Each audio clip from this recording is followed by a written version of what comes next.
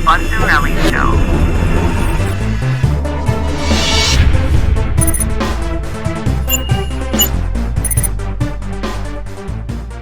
Winter Soldier. I want to welcome, of course, Khiim to the show. What's going on, everybody? How you doing? Good. Khiim, we've been doing this bi-weekly, the way we've been covering this show, just because of the nature of the show, and sometimes it even, creatively got a little exhausting with WandaVision. Yeah. So I was like, let's have more to go on. But for some reason, the way last episode ended, I just had a feeling. I was like, wait a minute, a cliffhanger like that. Yeah. It's got to be a showdown. There's no way. So we decided to split the last two, especially the build-up for the next one. And I want to say that we even kind of called this episode, like everything we kind of discussed last, and we were like hoping that we saw, or like wondering if we did see, it kind of came into fruition on this one.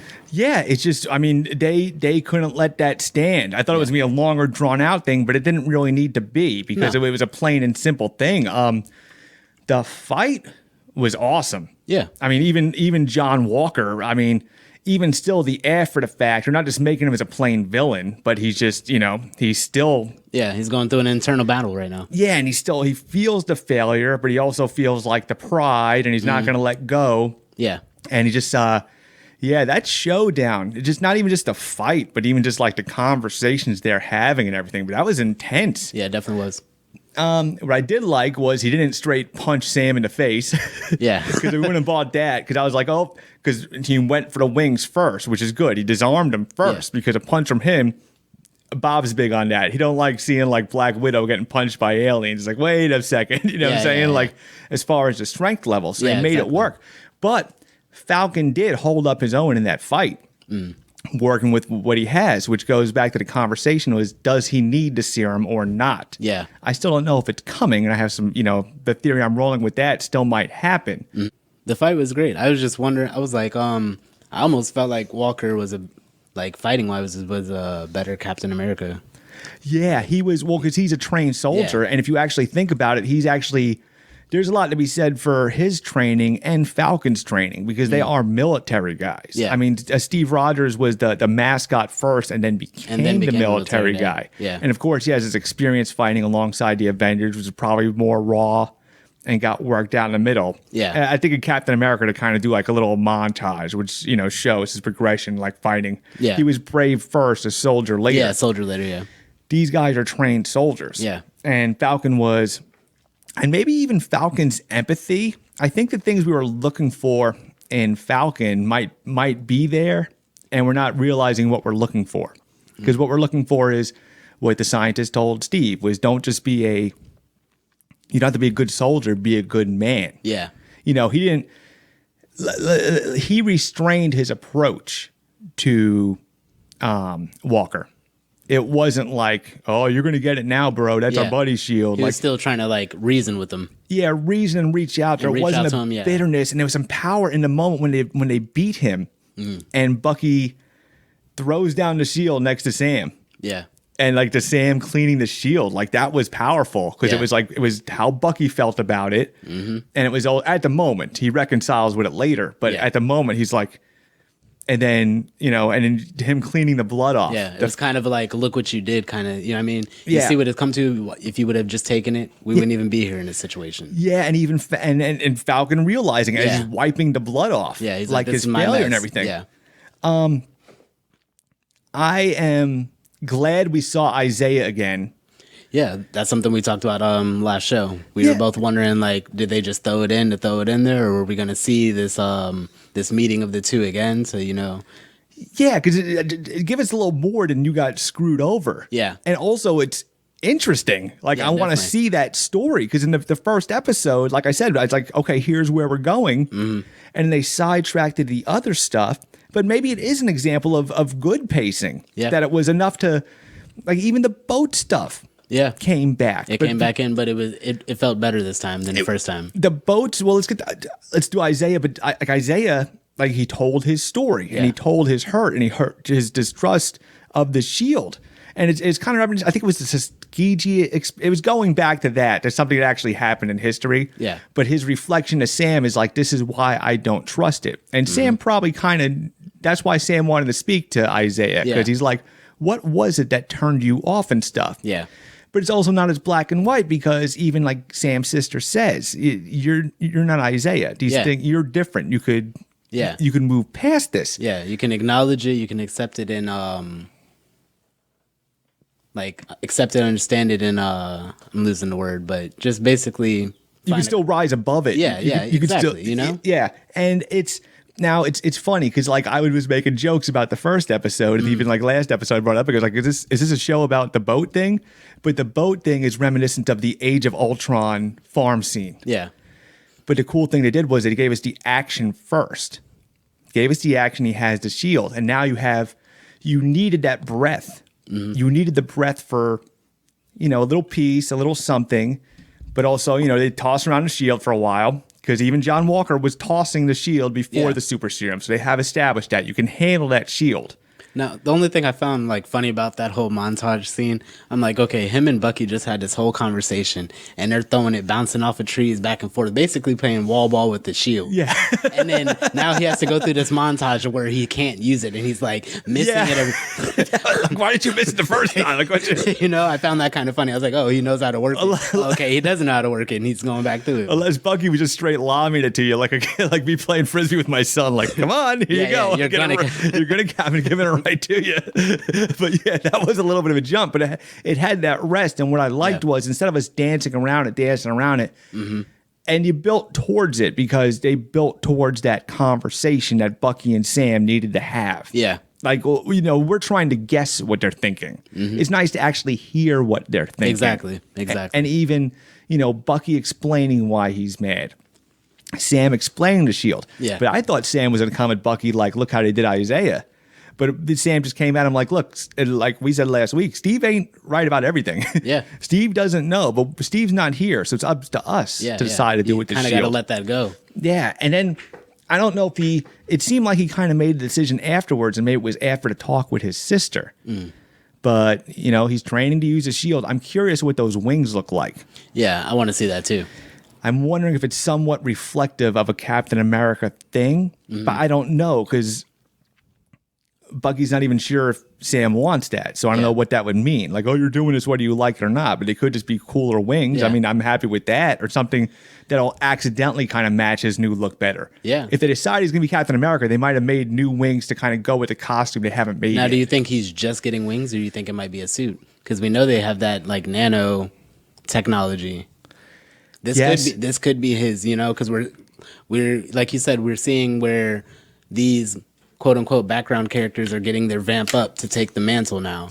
So this suit could be his vamp up, not needing a serum or something. And that's the beauty about Marvel is we just know Wakanda's make this nano suit. Yeah. There is no explanation needed. That was the building they did. Yeah. And yes, it could be a full suit because he looked at it like there's something up with that suit. Yeah. So it could, nano go around him. Maybe it has the choice where he can make the designs. I mean, it could work like that. So it's very interesting. The way Zemo's story wound up. I had one question, and maybe I don't know. In case, why did Zemo say to Bucky, "You could cross me off your list"? Where did Bucky wrong Zemo in a fact that he would feel guilty about? Yeah. I didn't get that part. I don't know. Because Bucky wasn't even with the Avengers in Sokovia. Yeah. So even if you feel like, well, I am kind of guilty of it, there's nothing. Zemo was wrong in Bucky through the whole thing. Zemo used Bucky like a tool. Yeah. So I don't know what that was about. Maybe it was just not even about forgiveness. Maybe it was about making peace. Yeah. Coming to some understanding or something. And maybe that is kind of thing. Not saying what you're doing is right, but I kind of understand. We're kind of seeing your side of the story here, the dangers of this. Yeah. And do you think we're done seeing Zemo, or do you think? Well, I thought Wakanda was out to kill him. I thought the what was the Diazori or something? The Wakanda bodyguards. I thought they just wanted his head. But they're still Wakanda. They still got codes and ethics and stuff. They But still got to take him through the legal system and all that over there. Yeah, and they weren't going to let him go free. They said something to the effect of a raft. Sounds like a prison. Yeah, it could be like a prison because they do have, I think, a waterfront. Like, it's pretty big, Wakanda. So either they have some ocean or something or some kind of prison in the water. Yeah. the fact that you're keeping him alive is he could come back. Yeah. So they're just setting up another piece for later because he is a very interesting villain. Yeah, and he's clearly a good escape artist. Yeah, and we also got to explore his character with this TV show. Yeah, and I don't think that's for no reason. They're not just gonna take us and get us deeply involved with him to just be like, okay, well, that's the end of him on that show. I think we'll see him again later. Well, I think also his popularity might have got better from this show because after Civil War, I saw it and I was like, okay, cool. But Civil War, there's so much stuff happening. You got Spider-Man, Black Panther, and he was great, but it's just he was playing the role he played. But now you explore him and you make him richer, theoretically and character-wise. Like he's actually rich. He is barren. His knowledge of the underworld, he brought us Madripoor. And it's going to play into the future. Now, when the next Black Panther movie comes, because it's coming, I'm not sure what they're doing yet, but he'll be there. Even if he's not the villain of that movie, events could happen to get him free for the next thing he does. So that's a key role. We had some things with Sharon, developments again. Yeah.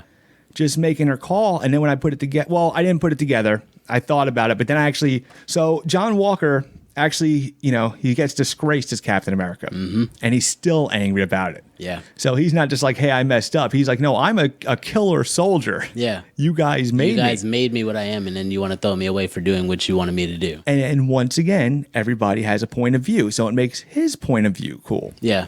Now, I thought he would disappear from the show and maybe later reemerge as U.S. agent, but it looks like it's happening sooner than later. Oh, yeah. Oh, yeah. And so I did look up the character Contessa. I was going to look her up, and I was like, you know what, let me but I did just look her up because I just happened to scroll Facebook and see a news story exactly explaining. So I'm like, all right, let me see who she is. Okay. But apparently, she in the comics is known as, she's gone as Madam Hydra.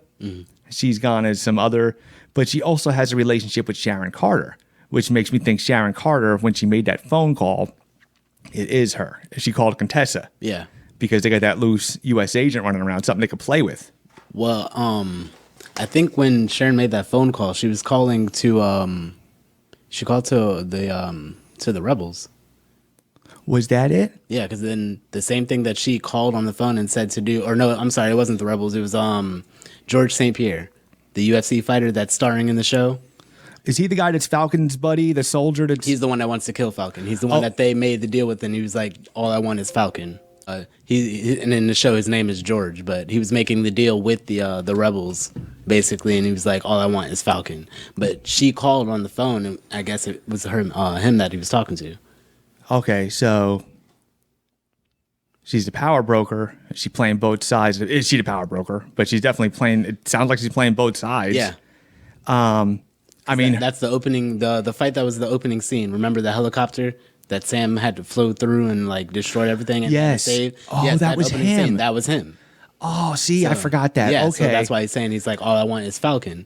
And she made a call, and he ended up meeting with the... See, I thought that was an unanswered thing, and that was like some history we were supposed to know or find out later. Like, oh, we have an old history together. Okay, that makes more sense. Now it's all tying together, so that's cool.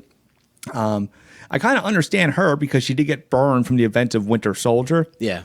And of course, she had to run from America. She found her way around Madripoor, rose to power. She had something. She's bitter. She found something, and she made her peace with being that. Yeah. So I get that. It makes her interesting. I mean, it makes especially the reappearance of Madripoor with that hold, because like I said, that's X-Men territory. Yeah. So just the fact that like they took a property and they're using it is just a good sign. Yeah. It's like, here's something we could use without opening up all the doors. And it's interesting. The part where Walker confronts Lamar's parents because he has that guilt, and it's probably like the government, the age-old story of having to tell somebody your son died in battle kind of thing. And there wasn't a lot of bitterness. There was a little bitterness to the sister because, people... Was that his sister? I took it as that. I didn't take it as the wife because I felt like if it was the wife, she'd be the one handling the situation. She would be doing more talking. Yeah. I feel like the way she was quiet... because she was still sad, but she wasn't, and she had a more bitter because everybody's going to react differently. Yeah, I was just wondering why she was so bitter, especially when her parents. It seems like the parents had so much like positivity towards their relationship. So I just wondered, like, what did she know or like experience for her to feel bitter towards Walker, or feel bitter about the situation? I'm not sure. I think it's simpler, like it's a more natural reaction. Yeah, because you're the parents and you knew your son was a soldier, and you have a better understanding of your son than your sibling would, and what he's doing and the conversations you have. And as far as I think it's just a natural, like the sisters just, people are just reacting different. Yeah. And I think that's, she didn't go like, but she just had that mean look, like she was upset. Yeah, definitely. And and it was kind of like his cue to leave. Like, I got nothing less to say. I did what I was supposed to do. He left. So we know he's, well, you know what? It's got to be happening to U.S. Agent next episode. Because I thought he was going to disappear. Maybe he just disappears, but I think he's going to show up next episode. I think when everybody realigns for this big fight, I think it's still possible that he's going up against Sam. Because now he is going to be angry at Sam and Bucky. Yeah. So, still don't know if Sam needs super serum, but if he takes a hit for Carly, if he like jumps in front of like a shield and takes like a mortal wound, I can't see Carly having a serum in her pocket though. I don't think so. Yeah, I think between the wings and the shield, I think you're able to hold your own.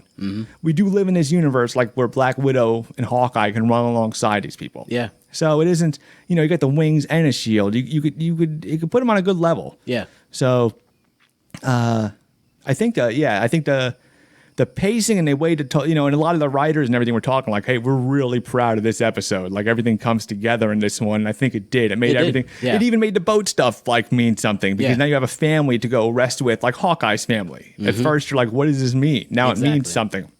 So I am definitely excited about the next episode. And yeah, I definitely am too. And the future of Sam and Bucky and the future of Marvel TV. So I think we're heading in a good spot with this. Yeah. So, of course, I want to thank Khiim. Always a pleasure having you. No problem. And we'll see you guys in a week.